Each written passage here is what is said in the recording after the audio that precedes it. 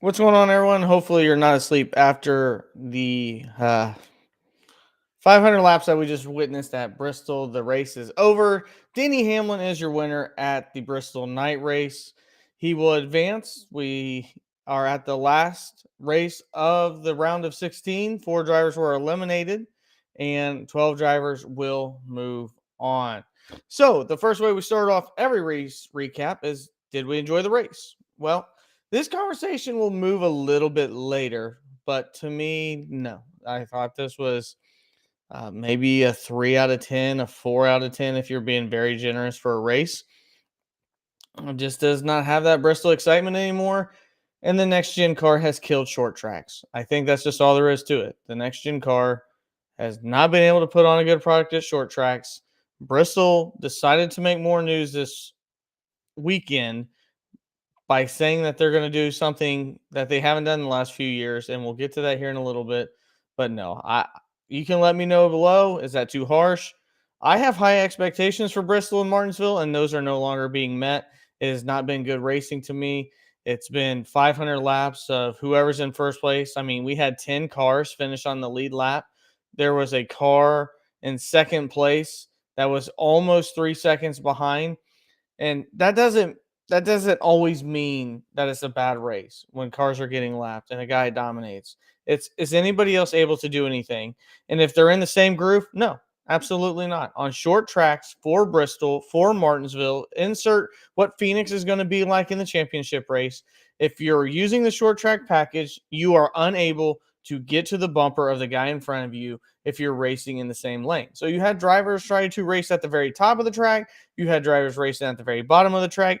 Nobody racing in the middle, and it just was not the same bumping, the same using the front of your car to try to get around people. The Bristol that we know and love is gone. It has been eliminated with this car. And it's unfortunate because it leaves a really, really bad taste in your mouth. And with it in Martinsville, you know you have to sit there for 500 laps. Hopefully something happens, but it didn't. Bristol's supposed to be one of the last races in a round of the playoffs because it's supposed to deliver excitement, and they just simply didn't do it. But again, we'll get back to that here in just a little bit. So let's go ahead and dive right in and look at the finishing order here at Bristol. Here we go. Denny Hamlin is your leader. He ends up winning the race. He was almost 3 seconds ahead of Kyle Larson, who was then 3 seconds ahead of Christopher Bell. Chris Buescher, again, driver runs really, really good here. Ty Gibbs had a great night. Michael McDowell was good, but just not good enough to get the win. Again, I think we'll see Michael McDowell do really good this next round.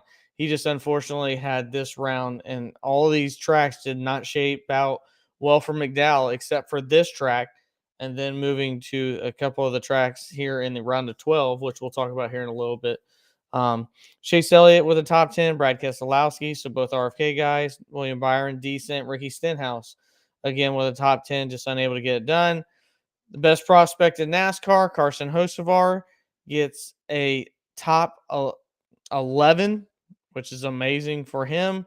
And then some of the other drivers, Bubba Wallace hangs on, Tyler Reddick driving right in front of him. Martin Truex had some issues there for a while, but he's able to point himself in. Kyle Busch in their short track package, RCR, is terrible. Ryan Blaney was solid for a little bit, but not very good for the rest of the time. And Ross Chastain, another track out or Chevy that has a hard time with their short track package. He was horrible as well. Kevin Harvick, dumpster fire tonight.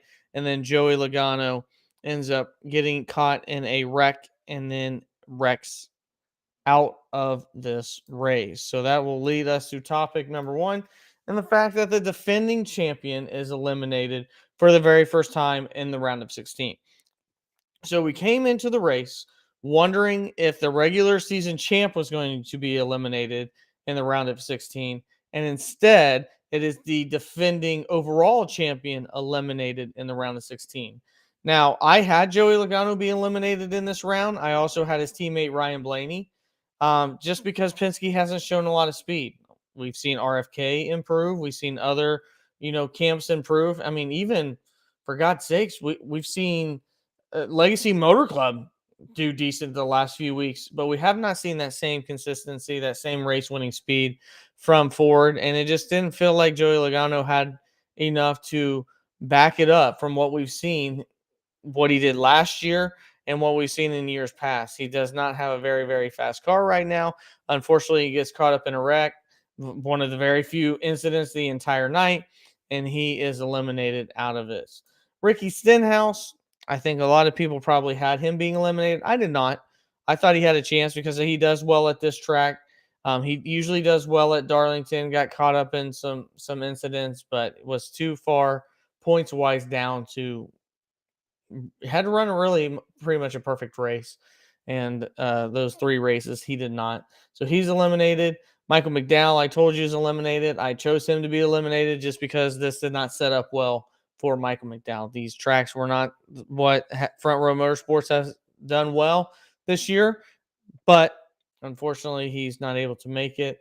And then one of the bigger surprises, I think, to a lot of people is Kevin Harvick was eliminated. This is the very last year for Kevin Harvick. He will no longer be racing, and unfortunately for him, he gets kicked out after the very, very first round. So, it pretty much will be just of I don't know, celebratory tour these last few weeks, these last 7 weeks of the season, to where he can enjoy the car ride for a couple more months and some change before going up into the Fox booth next year. So again, Kevin Harvick eliminated.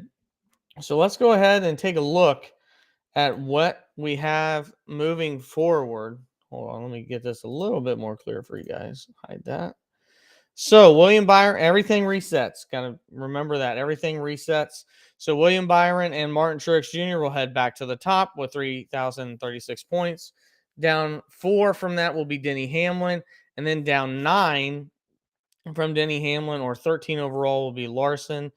Down 12 overall, down 15 will be Busher. And down 17 will be Busch.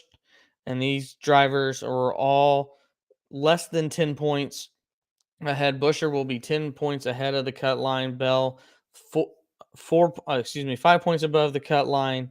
Tyler Reddick, 3 points. And then you have Ross Chastain, Brad Keselowski, 3 points under.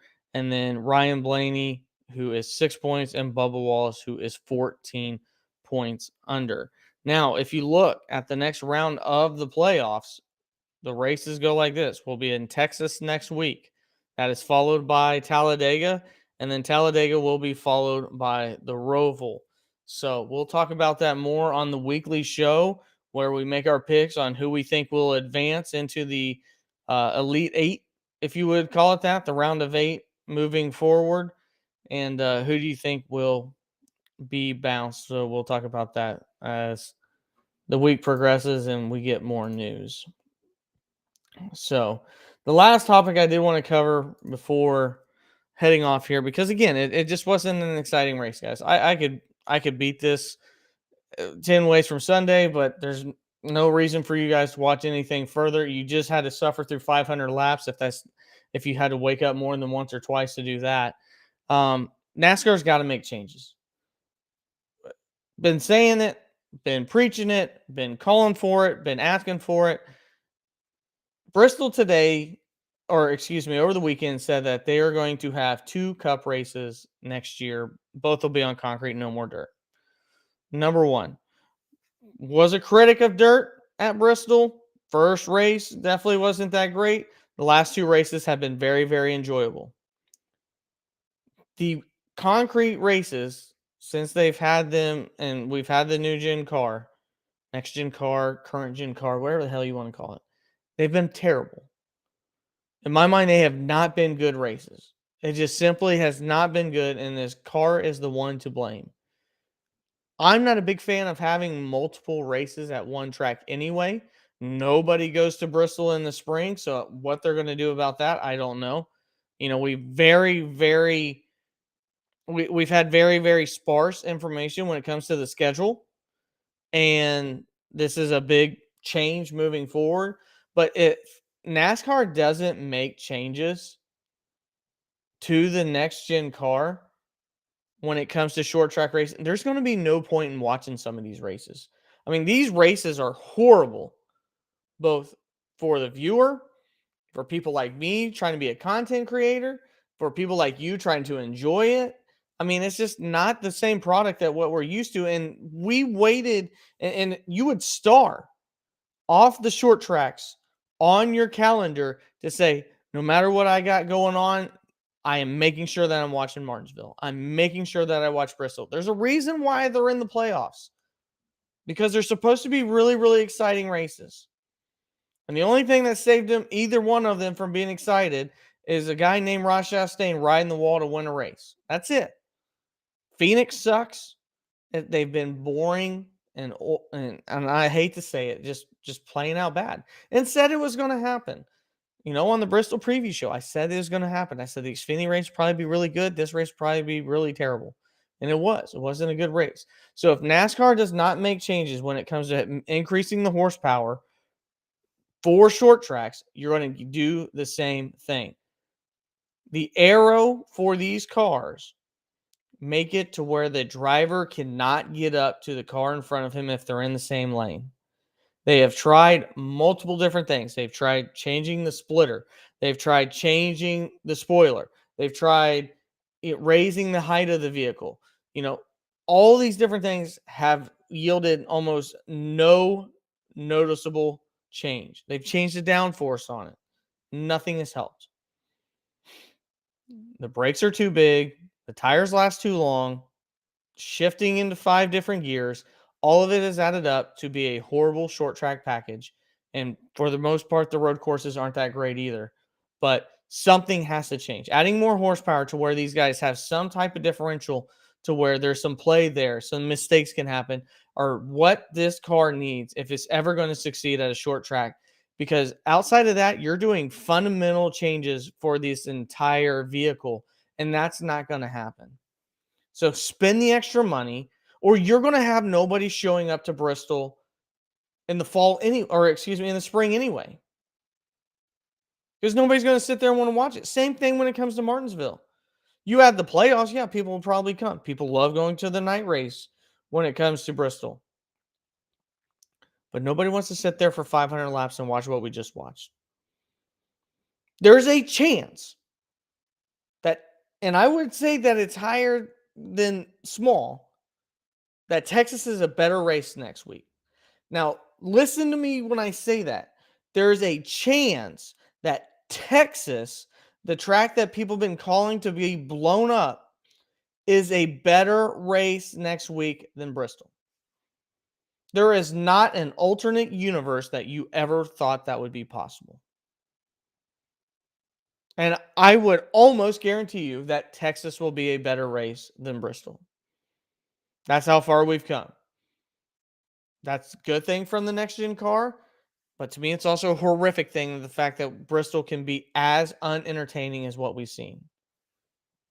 We do not need to lose our short tracks. They were the thing that non-NASCAR support fans, people that are new to this sport, could turn on and go, damn, that's pretty freaking exciting right there.